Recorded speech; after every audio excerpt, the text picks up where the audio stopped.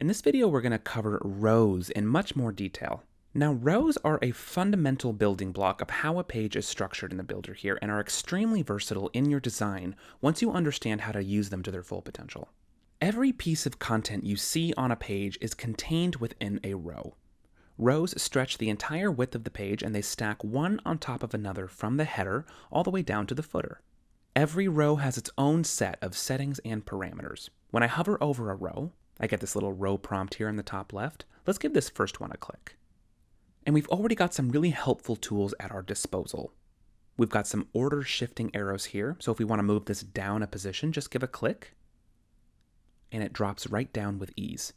And we can, of course, easily move it right back up with a click up. These literally are building blocks for your page. We can add a blank row above with a simple click here, giving us a whole new canvas to add some more content to. But I'll go ahead and remove that for now.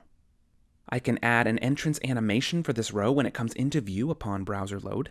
I can select which device, if any, that I want this hidden on. I can copy it for pasting elsewhere. I can set it as a navigation anchor, and of course remove it if it's no longer needed.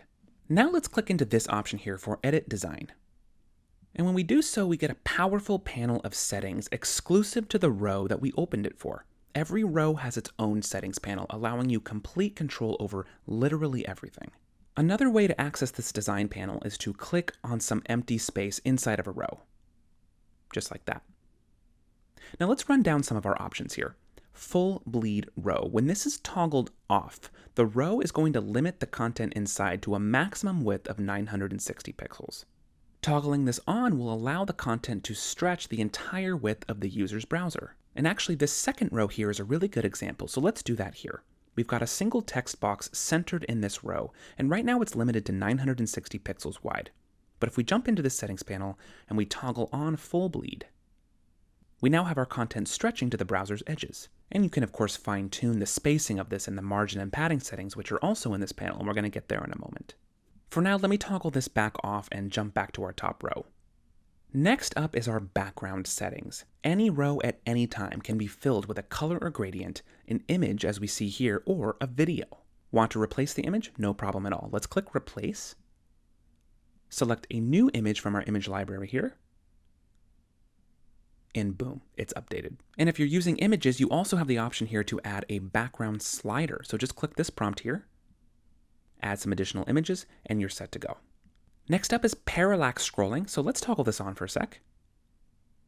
And you may be familiar with this. This gives you that 3D behavior when we scroll up and down the page. Or just simply toggle this back off if you want it to stay flat with the page.